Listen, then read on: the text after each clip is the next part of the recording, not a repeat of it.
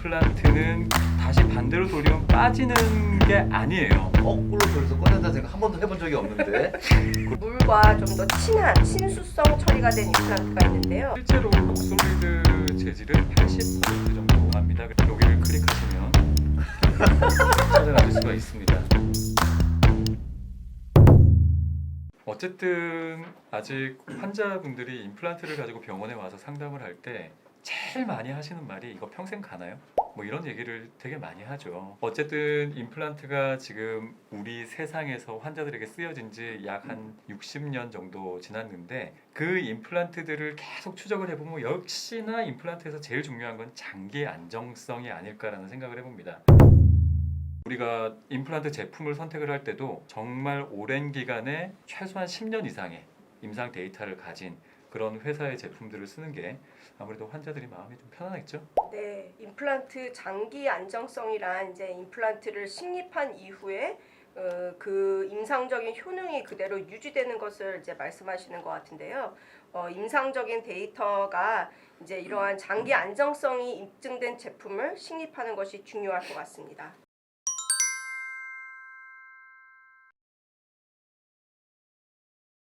예, 물론 뭐 이제 임플란트가 치과 의사 손에 떨어져서 환자 입안에 들어간 다음에는 이제 환자가 각각 개부인이 잘 관리하는 것도 상당히 중요한 부분인데요. 그럼에도 불구하고 이제 어떠한 임플란트를 쓰는 것과도 상당히 중요한 것 같아요. 그래서 그 대표적인 것이 이제 여러 선생님들이 말씀하신 그 장기 안정성 측면에서 스트라우만 임플란트가 이제 그러한 장기 안정성에 대해서 많은 연구를 하고 그러한 데이터를 갖고 있는 것 같습니다. 그래서 역사가 긴 브랜드라는 거 뭐 다 알고 여기 교수님들 다 알고 계시는 거고요. 여기서 나온 데이터들을 보시면은 10년 이상 잘 이렇게 우리가 통제된 환경에서 잘 추적을 해봤을 때 10년 이상 잘 이렇게 안정되게 하는 것이 이제 무려 99.7% 거의 100% 가까이 된다고 볼 수가 있는데요. 최근에는 이제 식립 20년 경과된 입증하는 데이터를 또 나타내고 있다고 합니다. 그래서 이런 것들이 아마 곧 또 발표가 되지 않을까 합니다.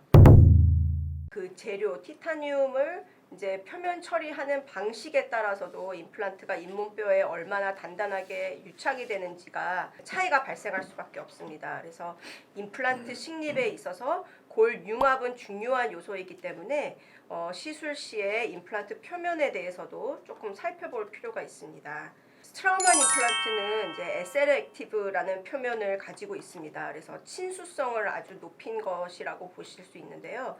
아까 말씀드린 것처럼 임플란트를 잇몸 뼈에다 식립했을 때 혈액이 그리고 세포들이 조금 더 이제 잘 달라붙을 수 있도록 물과 조금 더 친하게 이렇게 표면을 만들어 놓은 것이라고 보실 수가 있겠고요. 안정적인 골 유착을 얻을 수가 있기 때문에 우리가 전체적인 시술 기간을 조금 더 줄일 수 있다라고 보실 수 있습니다. 그리고 또 이제 면역력이 약한 그런 환자들, 전신 질환이 있는 환자들에 대해서도 임플란트 식립 시에 스트라우만 임플란트의 이러한 친수성 높은 표면을 저희가 추천해드리고 있습니다. 근데 배 교수님, 그 환자를 보시다 보면 가끔 어떤 임플란트인지 모를 것 같은 임플란트를 심어와서 보철물을 해달라고 하는 경우가 있지 않으세요? 아, 난감하죠. 네, 네. 저도 심심찮게 오거든요. 심심찮게 오는데 결국 우리가 임플란트를 선택할 때 좀 중요한 요소로 그 회사가 사라지지 않고 오랫동안 유지를 해서 계속 지속적으로 또 제품을 공급을 해주는 그런 안정성도 중요할 것 같아요. 제 생각에는.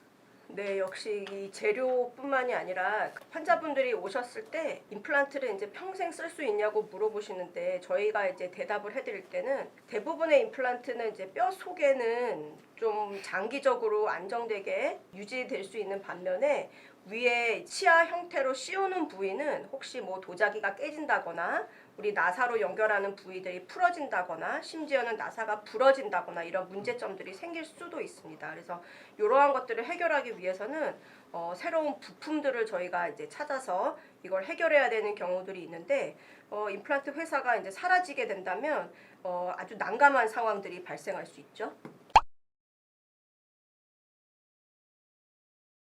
네, 역시 올해 우리가 사용하고 싶은 임플란트인 만큼 이제 꼼꼼하게 따져봐야 할 것들이 이제 많은 것 같습니다.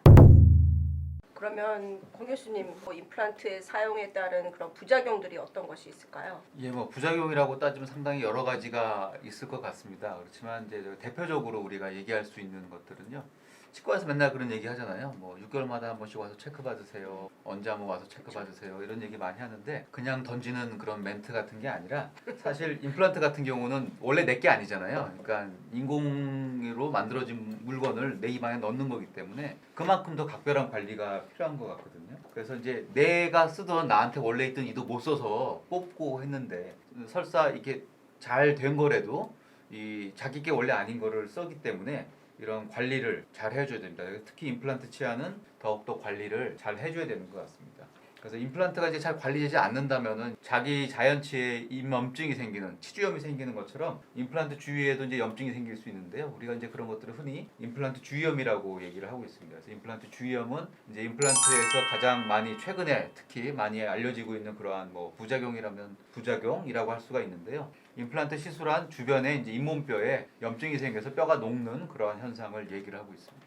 네, 그 임플란트 브랜드마다 임플란트 주위염이 발생하는 비율이 다른데요. 스웨덴 사회보험청과 예테보리 대학에서 함께 공동 연구한 것이 있습니다. 9년 동안 환자를 추적해서 2만 5천 명의 환자들 중에서 427명을 무작위로 추출해서 임플란트 주위염 발생 여부를 저희가 아니고 이제 스웨덴에서 조사를 해봤는데요. 그 결과 스트라우만 임플란트를 식립한 경우에 가장 임플란트 주위염 발생률이 낮았다라고 보고를 하고 있습니다.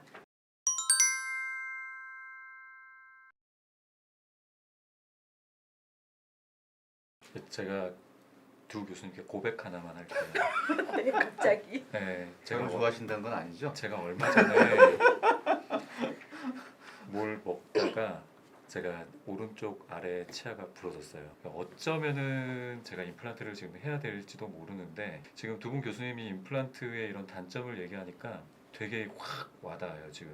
근데 사실 환자 입장에서 임플란트를 그렇게 어려운 수술을 받고 비용도 좀 들고 그렇게 했는데 실제로 10명 중에 2~3명은 우리가 논문에서 보면 그래도 임플란트 주위염이 걸린다고 하잖아요. 그러면 저라면 너무 속상할 것 같은 거죠.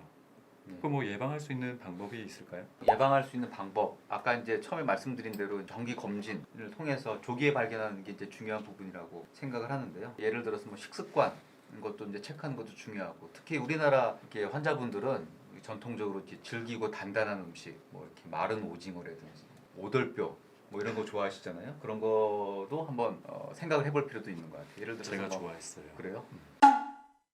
예, 그래서 이제 치아가 파절이 되고 임플란트 보철물도 뭐 깨지거나 그런 것들이 생길 수가 있고요. 그다음에 양치질 방법 같은 것들, 단순히 칫솔질만 하는 게 아니라 우리가 이제 다른 보조기구, 예를 들면 뭐 치간 칫솔이라든지 이런 것들을 또 이용을 해서 좀 더 적극적인 구강 관리가 필요하고, 그런 만큼 또 정기 검진이 상당히 중요한 것 같습니다.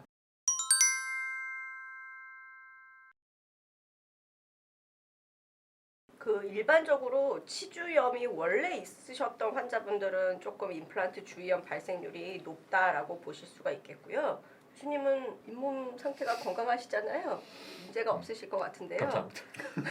교수님, 그러면 환자 케이스 중에서 혹시 기억에 남으시는 것이 있을까요? 뭐 기억에 남는 케이스는 상당히 많이 있는데요. 이제 애매한 것들, 임플란트를 옛날에 하신 거를 잘 쓰던 분이 계셨는데 그게 이제 상부 구조, 크라운이나 이런 부분이 파절이 되거나 이래서 다시 오신 분이 있었습니다. 그 위에다가 저희가 이제 새로 만들어지면 가장 간단한데, 저는 하는 일이 주로 이렇게 막 부시고 막 째고 하는 일이다 보니까요. 이제 다시 구할 수 없는 상태가 되신 것 같아요. 저희가 알아봤지만 예를 들어서 그게 더 이상 뭐 생산이 되지 않는다든지 이런 식으로 돼서 전에 있던 그 임플란트를 다시 쓸 수도 있는데, 어떻게 보면 당분간은 그걸 저희가 또 부득이하게 제거를 하고 또 다시 이후에 뼈 이식을 한 다음에 다시 식립을 해야 되는 그런 케이스들이 가끔씩 있었습니다. 그런 부분이 좀 안타까운 것 같아요.